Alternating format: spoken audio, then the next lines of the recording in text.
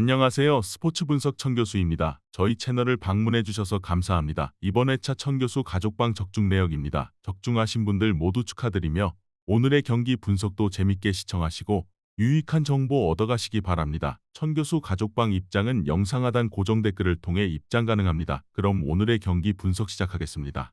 8월 19일 해외 축구 6경기 분석 시작하겠습니다. 첫 번째로 볼로냐 대 우디네세 경기 알아보겠습니다.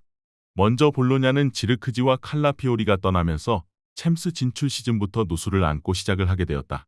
감독의 유벤투스 행이야 피오렌티나에서 어느 정도 능력을 증명한 이탈리아노 감독을 믿을 수는 있다고 하지만 역시 이탈리아노 감독도 넘버9이 부족한 피오렌티나에서 득점력 난조 때문에 고생한 케이스는 상당히 많았던 편이기도 했다. 이어서 우디네세는 3백을 그대로 이어가게 될 것.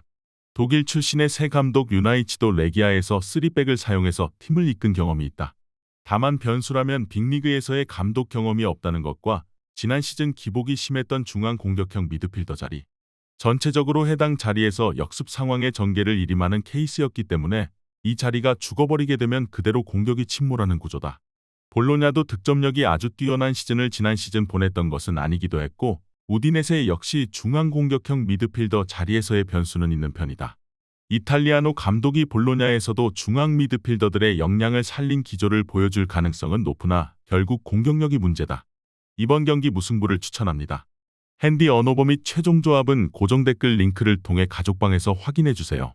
두 번째로 헬라스 베로나 대 나폴리 경기 알아보겠습니다. 먼저 베로나는 득점력은 그다지 믿을 구석이 없다. 사실 지난 시즌에도 이선 자원들의 개인 기량에 맡기면서 빈공에 내내 시달렸고 듀리치도 몬차로 중간에 이적했다. 일단 점유율을 가져가는 성향의 팀을 만나서는 늘 무력한 성향을 보이기도 했다. 특히 나폴리가 올 시즌에는 3백 기반의 아주 수비적인 장점을 가져갈 가능성이 높다는 점도 베로나 입장에서는 빈공을 심화시킬 이유라고 할 수 있다. 이어서 나폴리는 콘테 감독을 선임했다. 리그 운영에 있어서는 전문가 수준이라서 명예회복이 필요한 나폴리 입장에서는 좋은 선택이다. 다만 베로나 같이 내려앉을 것이 유력한 팀을 상대로 어떤 모습을 보여줄지는 지켜봐야 한다. 특히 토트넘 시절에도 수비적인 팀을 상대로는 크로스 위주로 단순하게 이어가는 등 답답한 흐름을 이어갔다. 그나마 나폴리에는 신체 능력이 좋은 오시멘이 있다는 점은 긍정적이다. 일단 나폴리가 주도하는 상황이 나올 것으로 보이는데 전체적으로 베로나가 이런 강호들을 상대로는 약했다. 다만 나폴리에 내려앉는 팀 공략 능력에는 다소 의문부호를 띄워도 할 말은 없다. 무한 크로스로 오시멘의 헤더를 노리는 것이 유일하다시피 한 해법이 될 수도 있다. 이번 경기 나폴리 승을 추천합니다. 핸디 언어버 및 최종 조합은 고정 댓글 링크를 통해 가족방에서 확인해주세요.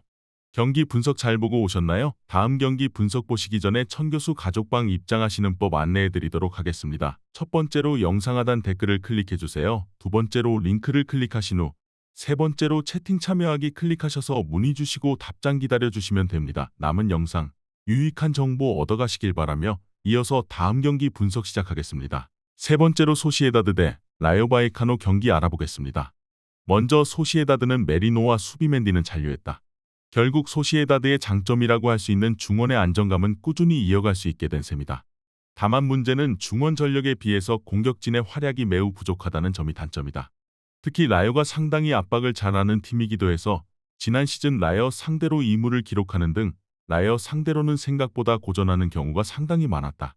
이어서 라요의 경기를 보면 강등권 경쟁을 할 만한 팀은 아니라는 것을 느낀다.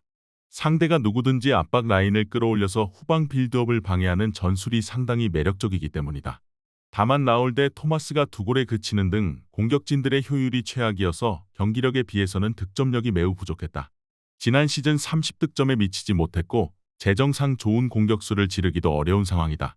전체적으로 두 팀이 모두 득점력에서 돋보이는 팀은 아니라고 봐야 한다. 다만 라요의 강한 압박이 소시에다드의 특징인 후방 빌드업과 중원을 괴롭히는 역할은 충분히 해줄 수 있다. 지난 시즌 이후로 라요가 소시에다드를 상당히 잘 상대를 했던 것도 무시할 수 없는 기록이라고 할 수 있겠다. 이번 경기 무승부를 추천합니다. 핸디 언어버 및 최종 조합은 고정 댓글 링크를 통해 가족방에서 확인해주세요. 네 번째로 칼리아리 대 AS 로마 경기 알아보겠습니다. 먼저 칼리아리는 굉장한 홈 깡패다. 지난 시즌에는 아탈란타나 피오렌티나도 칼리아리 홈에서 졌다. 일단 연고지가 섬이라서 이미 이동 시간에서 상대의 혼을 빼놓는 것으로 이득을 보는 편이다. 다만 지난 시즌에는 로마에게 1대4로 홈에서도 대패하는 등 가까운 곳에서 찬스를 잘 만드는 로마에게 혼이 쏙 빠졌다. 특히 로마가 이제는 피지컬과 미드필더 운영의 조화가 상당할 것으로 예상되는 상태다. 이 일정은 좀 가혹할 수 있다. 이어서 로마는 무리뉴 시절에는 상당히 선 굵은 축구 위주였다. 하지만 데로시 체제에서는 미드필드에서의 운영과 압박이 살아나면서 디발라나 펠레그리니가 활약을 제대로 하는 모습이다. 루카쿠의 빈자리도 도부비크를 완전 영입하면서 라리가 득점왕으로 메웠다.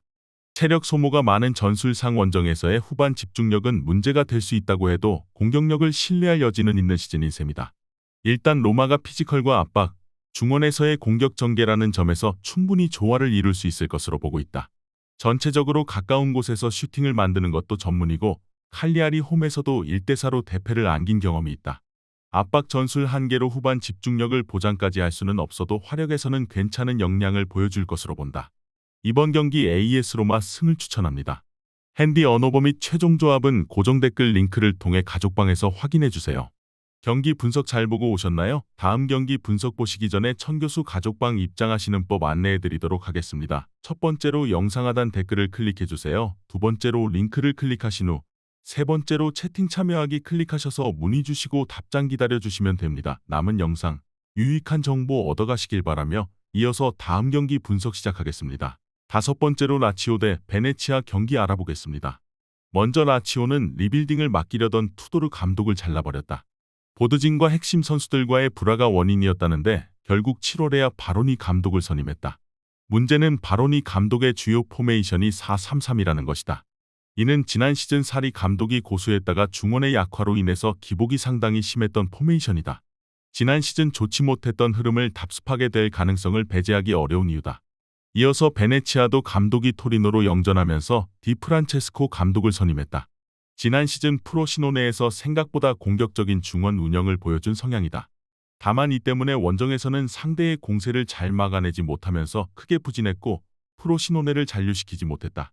베네치아가 지난 시즌 주도적인 전술로 승격에 성공했다고는 하지만 역시 수비적인 부분이 문제가 될 소지는 있다. 체급에서 앞서는 라치오가 이길 가능성이 여전히 높다고 할 수 있겠다. 다만 라치오 역시 감독이 부임한 지 얼마 되지 않았고 게다가 라치오의 전술이 사리 감독 시절에 부진을 겪었던 4-3-3으로 유지된다면 경기력에 대한 보장은 하기 어렵다고 보는 편이 좋겠다. 이번 경기 라치오 승을 추천합니다. 핸디 언어버 및 최종 조합은 고정 댓글 링크를 통해 가족방에서 확인해주세요. 마지막으로 마요르카 대 레알 마드리드 경기 알아보겠습니다.